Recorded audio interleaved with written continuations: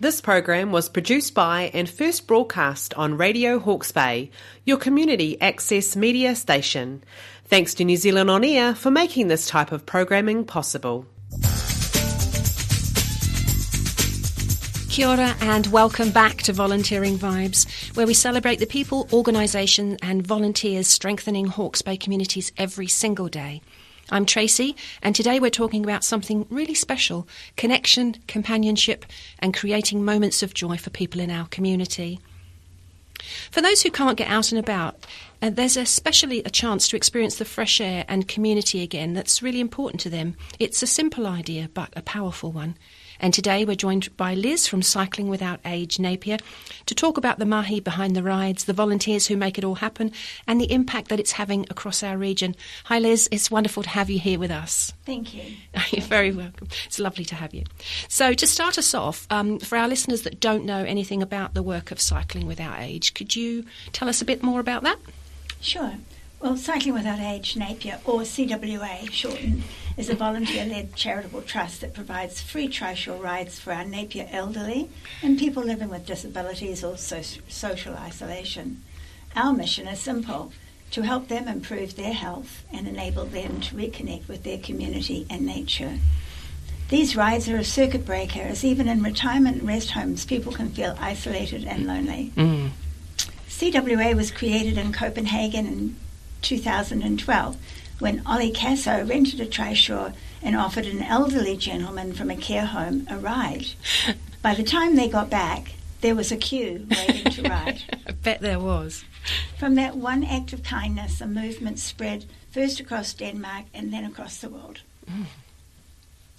Today, CWA has more than 3,500 chapters and more than 50,000 volunteers in 41 countries. That's an incredible number, isn't Amazing. it? In such a relatively short space of time. Yes.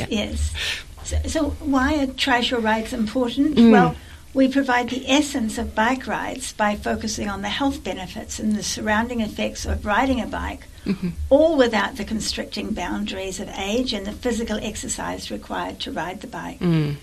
Research consistently shows benefits for both mental and physical well-being. Absolutely. And science suggests that the most efficient drop in cortisol levels, those stress hormones, they happen between 20 to 30 minutes outside in nature, exactly the length of our rides. Oh, perfectly timed. Well done. Ellen and I, as trustees, created the Napier chapter of CWA in January 2022, although our first trio bike did not arrive until May. It takes that long to come from Europe. We hope our fourth trio bike will arrive by September this year. Yay. And we also have a wheelchair-carrying bike, so no one is left out. Everyone can enjoy a trishaw ride. It's super inclusive. Do your tri-bikes have names? Do you name them? Yes, we do. Yes. Each trio bike and trishaw has a special name that is related to their place in our story. Would you like me to? I'd love to know. I think our listeners would love to know too. Okay, all right. Well, our first trio bike was named Maggie. As you can imagine, when this concept came to New Zealand, nobody was doing a CWA chapter. And so we had difficulty in raising funds for the trio bike. Each trio bike costs between $25,000 to $30,000. And so it's a lot of money to raise. It is, yes. So between the trustees and Maggie, Alan's sister, and also Eastern and Central Community Trust, we managed to raise the first trio bike. So we called it after Maggie, who was one of the major sponsors. That's so appropriate. And then as we started up in May, our first weekly passenger was a lady called Nola.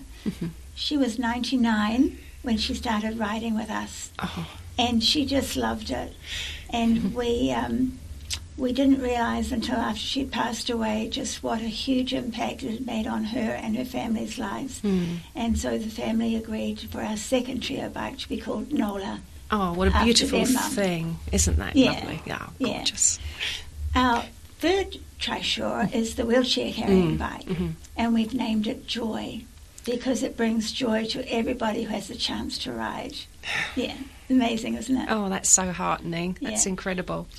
our fourth trio bike, which we hope will arrive, that did arrive just a month ago, is called Ole. We named him after the founder. The founder, because he's the heart behind every ride. Oh. Isn't that a lovely sentiment? Oh, it really is. That's absolutely marvellous. Yeah. Oh, thank you for sharing that. That just gives people a real picture of of your organisation and the absolute tons of heart that goes into it.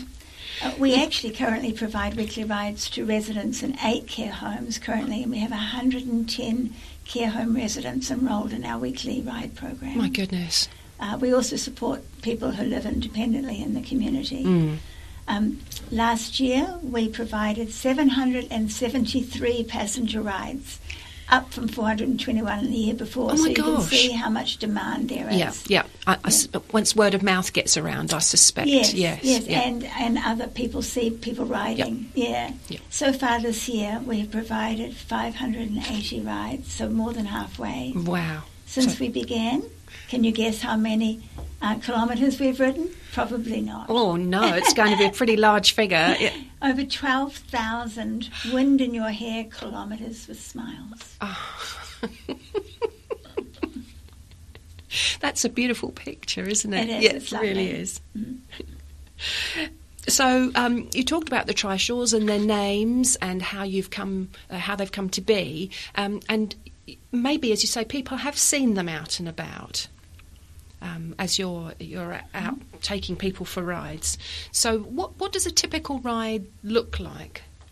Well, if you haven't seen the trio bikes already, you might be wondering, what do they look like? And so you can imagine yourself sitting comfortably on a double couch with wheels, and it happens to have 2 seat belts as well. And the pilot sits at the back, and you're sitting in the front feeling the sunshine on your face and the wind in your hair while travelling slowly through Anderson Park along Marine Parade. It's not about getting from A to B, it's about the journey. Passengers point out places they remember, share stories from their lives, and often reconnect with memories they haven't talked about for years. We stop to admire gardens, we watch children playing, greet passers-by, and enjoy the sights and sounds of their neighbourhood. The rides are slow by design, excuse me, because slowness creates space for conversation and connection, being present in the moment to take advantage of opportunities that arise for social connection. For anyone that doesn't appreciate isolation in all its forms is really insidiously damaging to people's health. Yes, it is. So what you provide helps combat that with the connection with the ride itself and then being out in their own community. Yeah, so that's really an incredible thing that you do there. So you talked about your journeys along Marine Parade and Anderson Park. So those are the routes that you tend to take? It all depends. When we're doing our weekly ride program from each care home, they have a designated route from that care home. So it's all pre-planned and health and safety approved. So depending on where the care home is, dependent on what the ride is or where the ride goes. But we also have people who want to ride, but we can't reach them currently. And so what they do is they come to us in Anderson Park. And so we all meet up there, and then we spend a couple of hours riding around the park in the morning or in the afternoon. Or if they particularly want to, they meet us up at Marine Parade, and we go up and down Marine Parade, which is beautiful. It is beautiful, isn't it? Yeah. It's gorgeous. That's lovely. So volunteers are obviously at the heart of what you do. What sort of roles are available for a volunteer? What would they find themselves doing? Well, we have the pilots who ride the trishaws and companion riders who help the safe loading of the passengers and who then ride alongside. People often think that pilots simply just ride a bike, but they actually do much more than that. They listen, encourage conversations, share laughter, build friendships, and help passengers reconnect with their community. All our passengers look forward to seeing their pilot each week, and genuine relationships develop over time. So what do you think that pilots get out of that? Well, Many volunteers tell us that they joined because they wanted to help others, but they stay because of what they receive in return. Oh, that's such a familiar story. It really is, Liz. It is, yeah. They gain friendships, purpose, perspective, and a real sense of making a difference. Absolutely. May I tell you what one of our pilots said? Oh, I'd love to hear that. Okay, well, Ashley said, when I asked her why she decided to come and volunteer with us, she said, well, what appealed to me was how many boxes I could tick in one activity. Connection with beautiful passengers. Not having any grandparents left, I miss connecting with people who have experienced much more of the world than I have. And the second was outside time and exercise, especially on a bike. And then volunteer time. This is something that really gives me purpose. She summarised that the best thing about CWA is really slowing down and taking time just to enjoy and be in the moment. Oh, thank you, Ashley. We couldn't have put it better ourselves. Exactly. That's a lovely viewpoint to share, and we hope that our listeners get a sense of just how giving volunteering is. People tend to think of it as an act of giving something, but it's also receiving too. So volunteers will tell us that they get so much more out of an activity than they ever anticipated. They do, yes. Nothing more rewarding than seeing those smiles on faces. It's very addictive. So what qualities or sort of personality do you think someone would have to make them a good fit for working alongside you as a volunteer? Well, kindness is probably the most important quality. You don't need to be super fit because our trishaws are electric assist. And you don't need special cycling experience either because we provide full training. However, we do require our volunteers to have a driving licence. What matters most is enjoying people, listening to stories, having empathy, and wanting to make someone else's day a little brighter. If you can smile, chat, and care about others, you'll probably be a great CWA volunteer. Well, that sounds like a really cool list of qualities. I'm sure that if you're listening out there and you think, oh, hold on a moment, that could be me, then you know exactly what you can do in order to connect up with CWA and just start your volunteering journey with them. So you talked about the companion riders. So we've talked about the pilots quite a lot, and the companion riders. So we have a special process of getting the passengers into the trishaws, and so they help with that, and we make sure that if it's a cooler day we wrap them up well, or they've got hats on and whatever, and then they ride alongside the trio bike just to make sure that it's a health and safety concern, make sure that everything goes all right, and then they're there at the end of the ride to also help unload the passengers. They usually ride their own bikes, and it's alongside the trio bike. Currently, we don't have enough volunteers, but we also don't have enough companion riders. Right. We manage for 4 days out of the week to have companion riders, but not on every ride. But often with the care homes, we may have 2 or 3 trishaws operating at the same time. So there's a whole sort of cavalcade of them.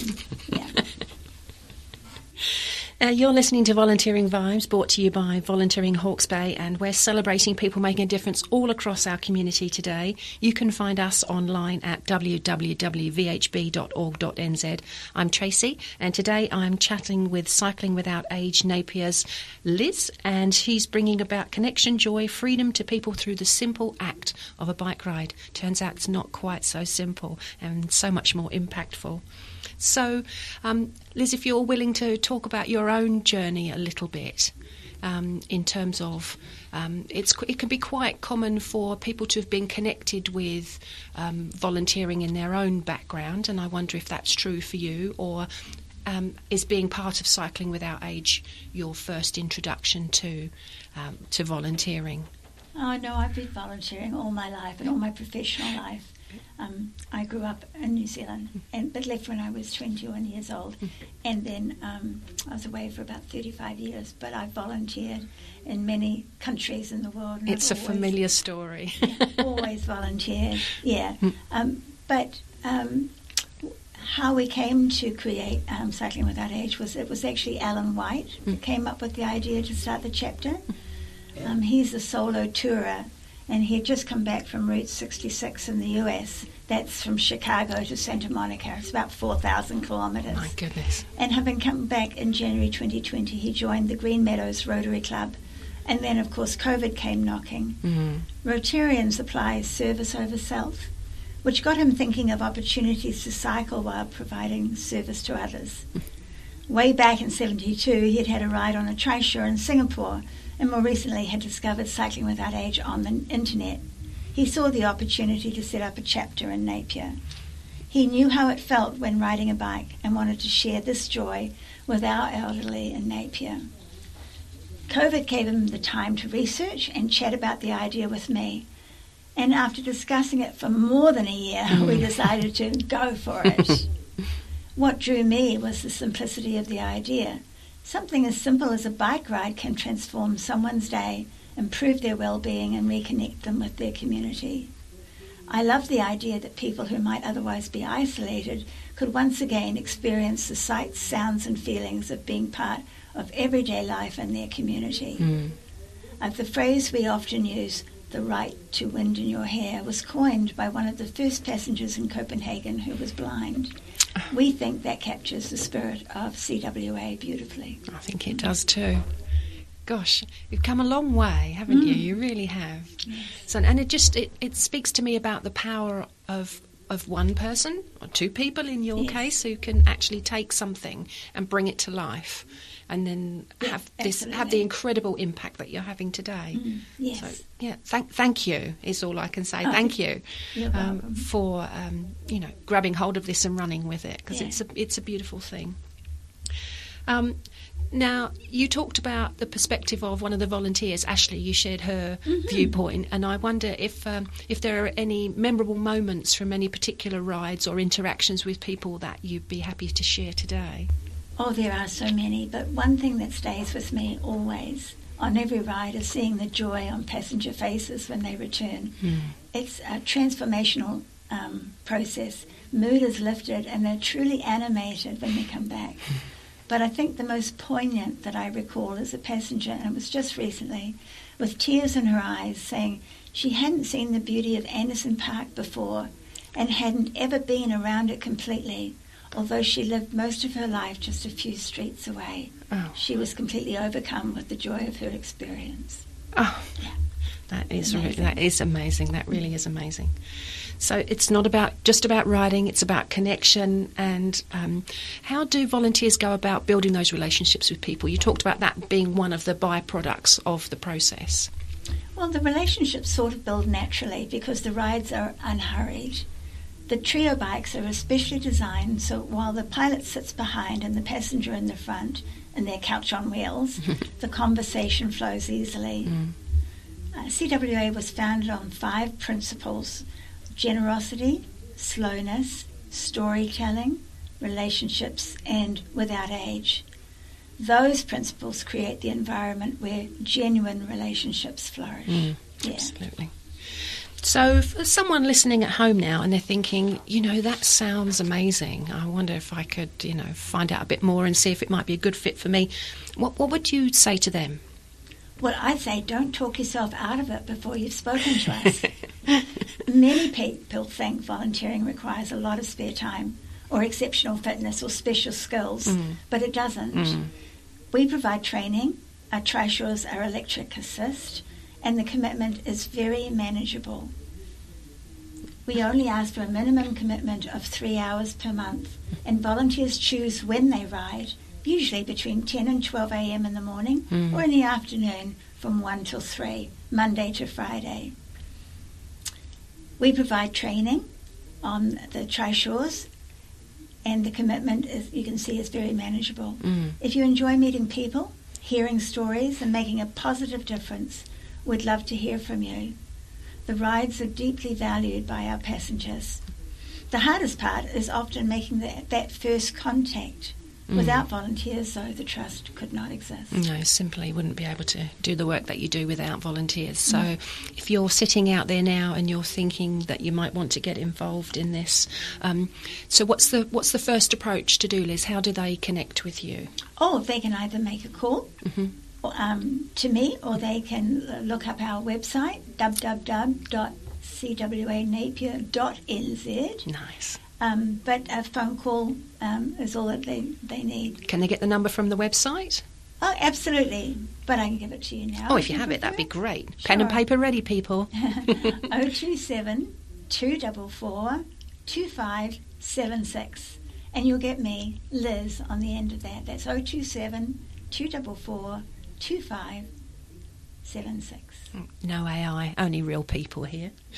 So I'd like to thank you, Liz. Unless there's anything else you'd like, any messages you'd like to share before we wrap up for today?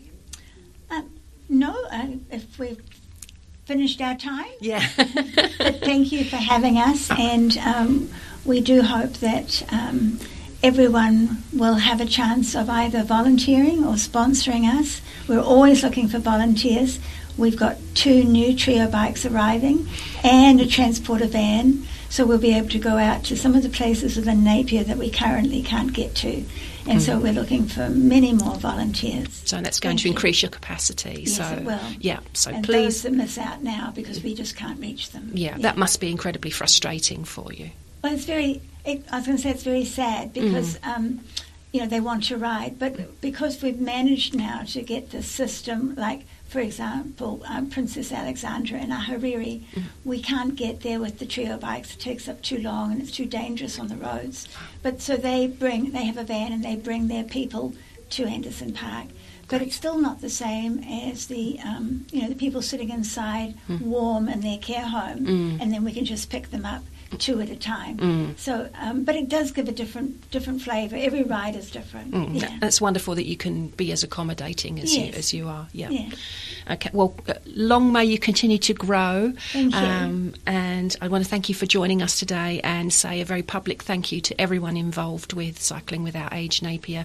We so appreciate the work that you do in our community, and we know our communities appreciate that. What you give to them, which is incalculable. It really is. So for all the volunteers out there that are giving their time to create these special experiences, we thank you, and we know that your impact goes far beyond the ride itself. To our listener, if today's korero has inspired you, there are hundreds of volunteer opportunities across Hawke's Bay waiting for you. So head over to www.vhb.org.nz and find the role that's just right for you. A big thank you to our friends here at Radio Hawke's Bay for keeping our community connected.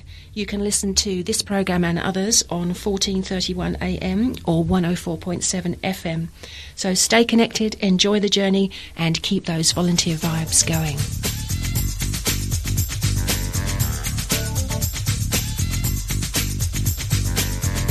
This program was produced by and first broadcast on Radio Hawke's Bay, your community access media station. Thanks to New Zealand On Air for making this type of programming possible.